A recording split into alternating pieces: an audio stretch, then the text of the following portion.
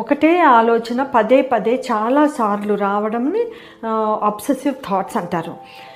ఈ obsessive thoughts చాలా కామన్గా యాంగ్జైటీ ఉన్న వాళ్ళకి వస్తుంది. అంటే ఆల్రెడీ స్ట్రెస్ఫుల్ పీపుల్కి, ఆల్రెడీ ప్రాబ్లమ్స్ ఉన్న వాళ్ళకి, విపరీతమైన స్ట్రెస్లో ఉన్న వాళ్ళకి ఈ అబ్సెసివ్ థాట్స్, ఈ టైప్ ఆఫ్ ఓసిడి వచ్చే అవకాశం ఉంది. అయితే ఈ రిపీటెడ్ థాట్స్ పక్కన వాళ్ళకి చాలా ఇబ్బంది కలిగిస్తుంది. వాళ్ళతోటి రోజు బతికే వాళ్ళకి చాలా ఇబ్బంది కలిగిస్తుంది.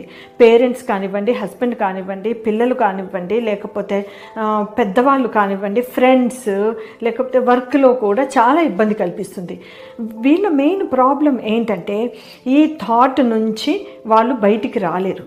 అంటే ఈ టైంకి ఫుడ్ తినాలి అంటే ఆ టైంకి తినాలి అని వాళ్ళకి పదే పదే అదే థాట్ వస్తుంది. పక్కన వాళ్ళు అది ఫాలో అవ్వలేరు.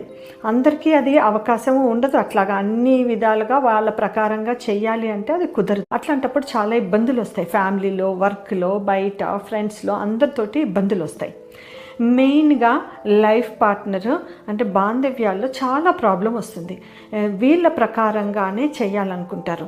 అట్లా లేకపోతే వీళ్ళకి యాంగ్జైటీ పెరిగిపోతుంది. వీళ్ళకి పాల్పిటేషన్స్, యాంగ్జైటీ, ప్యానిక్ అటాక్స్ వస్తాయి. ఇలాగా ఇబ్బంది పడే కంటే పక్కన వాళ్ళని ఇబ్బంది పెడుతూ ఉంటారు. ఆ టైంకి చేసేయాలి, ఇది ఈ టైంకి ఇక్కడ చేయాలి, ఇది ఈ వస్తువు ఇక్కడే ఉండాలి, ఈ థాట్ వాళ్ళకి ఎట్లా వస్తే అట్లాగే ఉండాలని రిపీటెడ్గా వస్తుంది వాళ్ళకి థాట్. ఈ రిపీటెడ్గా వచ్చిన దాంట్లో పక్కన వాళ్ళు అది ఫాలో అవ్వకపోతే వీళ్ళకి స్ట్రెస్ వస్తుంది, యాంగ్జైటీ వస్తుంది, గుండె దడ, తర్వాత నిద్ర లేకపోవడము, ఇంకొకటి ఆయాసం రావడము, ఇట్లాంటివన్నీ severe anxiety, panic attack symptoms. పక్కన వాళ్ళు అడ్జస్ట్ అవ్వడము ఎలా చాలా ఇబ్బందులు పడుతూ ఉంటారు.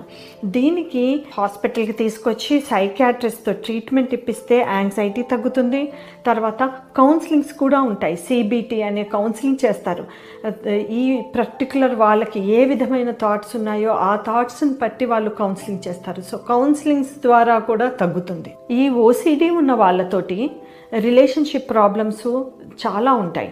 ఎందుకంటే వాళ్ళు ఓసిడి, రిపీటెడ్ థాట్స్ అవి బయటికి రావడం చాలా కష్టం సొంతగా. ఈ రిలేషన్షిప్లో ఉన్న వాళ్ళు పార్ట్నర్స్కి, లేకపోతే హస్బెండ్కి కానీ వాళ్ళతోటి ఉన్న వాళ్ళకి చాలా ఇబ్బందులు వస్తాయి. వీళ్ళకి ఈ వస్తువు ఇక్కడే ఉండాలి, ఈ వస్తువు ఈ ప్లేస్ చాలా క్లీన్గా ఉండాలి, ఇట్లాంటి కొన్ని థాట్స్ ఉంటాయి. కొంతమందికి క్లీనింగ్ ప్రాబ్లం ఉంటుంది. అంటే విపరీతంగా క్లీన్ చేస్తూ ఉంటారు, 10 times 20 times. అది అనవసరంగా వాళ్ళకి